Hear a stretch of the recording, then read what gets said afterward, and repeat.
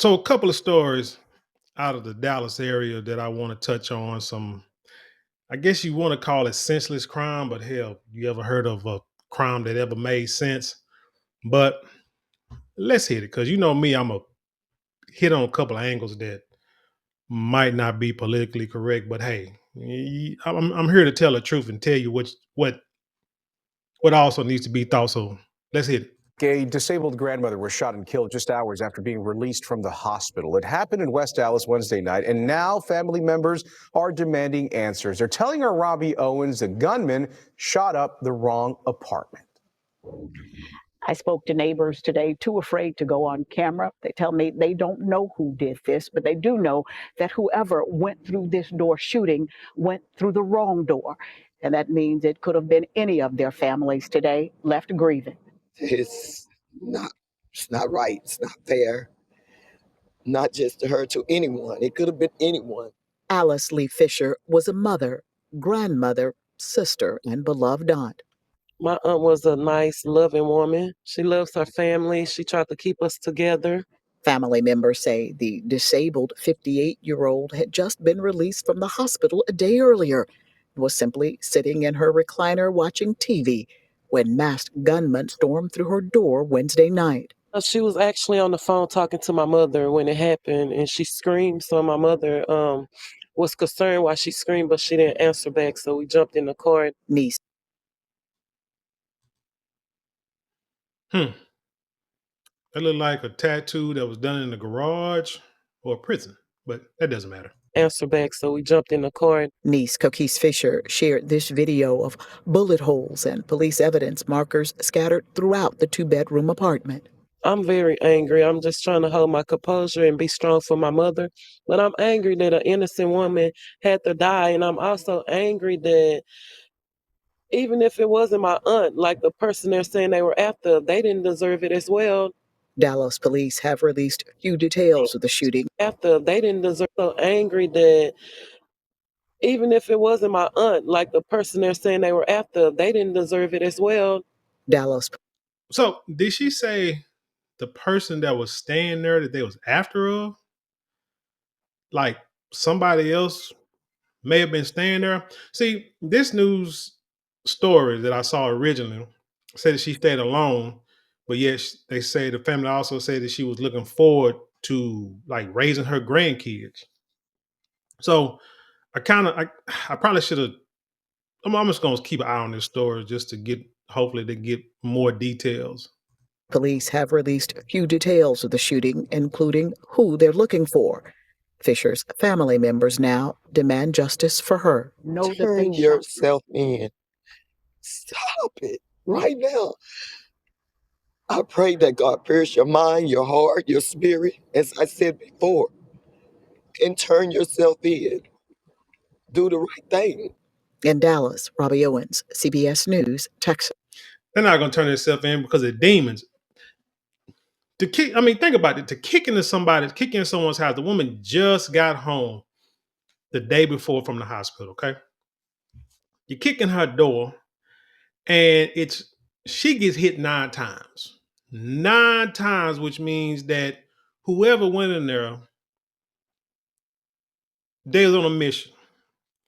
And I'm gonna say they did it. They knew what they was doing. I don't know if y'all know. You remember the rapper Julio Fulio, right? Died last year after it's like celebrating his birthday. You know, people hunting him down from one city to another, follow him through parties and hotels, and then they caught him outside of a hotel, gunned him down in the car, I believe. His story came out. He's because his ops. Ops got him. He was a rapper, rapped about his ops rapped about him. They all bragging about who's deceased and this, that, and the third. Because he had a song that was like, it was real catchy. The tune was real catchy, but then when you really like saw the story and saw the news story that the people he was talking about were real people, it wasn't funny no more. It wasn't fun no more. It was like, oh man, this dude here's a trip. And how is this fun? But I'm like, damn, something wrong with this world. Anyway, he got. But you remember after that fact, his mother did interviews. And she told the story of how she was pull into a house. I guess she's a nurse, some kind of, I don't know, she's a CNA, LVN, or what have you, RN, I don't know. But she was saying she was like either getting ready for work or coming back from work or whatever. She pulled into her house. Julio was not living with her at the time. She had put him out or he had left a long time ago. Is that matter of fact, it's almost like a new neighborhood she was living in, right? Fairly her for her new residence she had moved in. Then Julio was gone.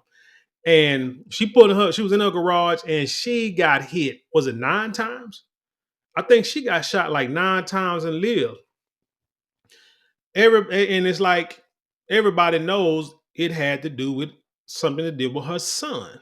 So my question here in this story is, we know this grandmother who we know she ain't, we hope she ain't in them streets the way she looking, grandmother, 50 some years old, even if she was in the streets, she retired. I mean, you got a niece there, like I say, she got a chest tattoo, so she, what I'm saying, in the streets or whatever. Not saying, not disparaging her at all, but we're just talking about, the lifestyle. Could it possibly be that she was a target? Could it possibly be that somebody said, hey, the person that we're looking for, we going after him. But if his grandmother's in the house, we're going to go and get her. Or could we just say, it could be a young guy, could be a rapper. I don't know. I could be wrong. And if I am, please, I hope, let me know. And I'll come back and, and correct this. But could it be that they went after who they wanted to go after? Could have been that whoever they was looking for may have been staying there for a little while. Because that's what it sounded like that niece was saying. And maybe I misunderstood what she was saying, but that could be the problem. See, and even whether it is or ain't, to speak to you guys, this is why you got to be careful. You got to understand the life you want to live.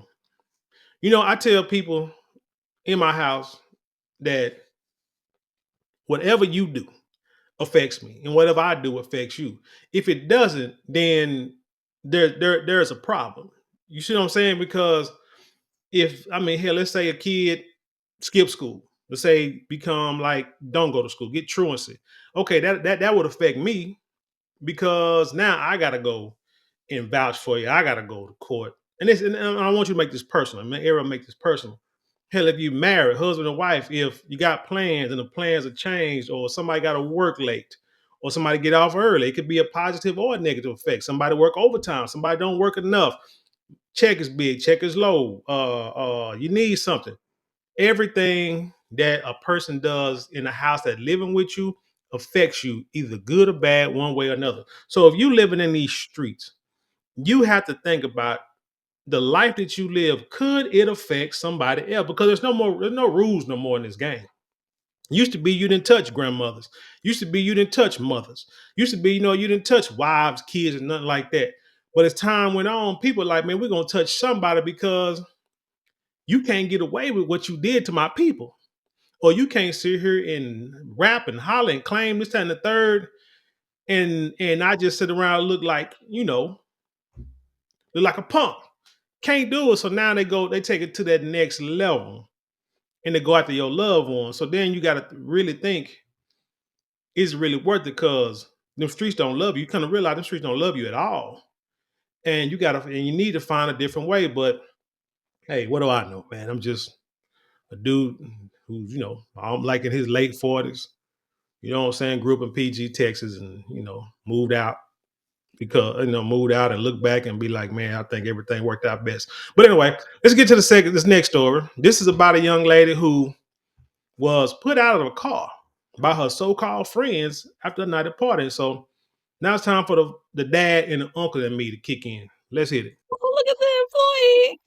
If you saw Kayla Horn, you notice she's always smiling. In this video, you'll notice her passion, but she wants you to look at her right now.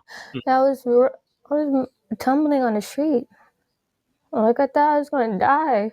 The 18-year-old, beaten by people she trusted. Her face nearly unrecognizable, cuts all over her hands and her body.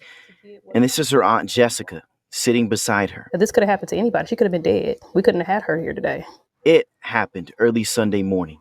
Fort Worth police say they got a call of a robbery near the 6600 block of Brentwood Stair Road just before 6 a.m. Earlier that morning, Kayla says she and her other friend, who was 18, met up with several other people who were older. They were drinking and went out to an after-hours club. Kayla says she stayed in the car and wasn't feeling well. She says she threw up in the car. And she says when the others came back to the vehicle, they were upset. And out of nowhere, one of the girls had punched me in my mouth and my jaw. We just kept getting beat on. She says they took her phone, money, and jewelry, then pushed her outside of the car, leaving her on the side of the road. Nobody should have been drinking. Nobody should have been driving. You just don't do something like that to somebody. Fort Worth police say they are charging the suspects with aggravated robbery. I don't know why they're not getting charged with more, because they try to kill her. And while this 18-year-old just wants the bruises on her face to heal, she's stuck with the fact that her trust in others was broken. Something needs to be done. In Tarrant County. So let's unpack it. One, where's the child's parents? She's 18. Y'all can say she's legally grown. She's a child. I'm sorry. She's still a kid. She's still a baby. Still got a lot to learn. It's gonna be sad thing to say, but this situation here, most likely, she may learn a little bit from, but it's not gonna keep her from going out and kicking it or doing what she was doing, most likely, because she's still young. She's still invincible. She survived this. Kind of like a dude getting shot and living and then rapping about it because he got street cred. It's just not gonna happen. But you're 18, where your parents are now. If your parents are deceased, you know what I'm saying? Sorry to hear that. If they're in jail, then I'm sorry for you.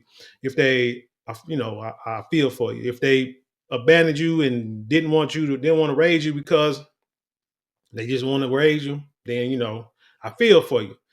If you moved out or left because you were being strict, they was being strict and you was being hard headed and too much to deal with, and so you went and moved in with your aunt, you can always say up until a point, I blame the parents. But since you're grown, that's a you problem now. Because I'm not understanding at 18 what you're doing out at 6 o'clock in the morning. When I was growing up, until I moved out of my parents' house, I had my mother and father, I followed their rules.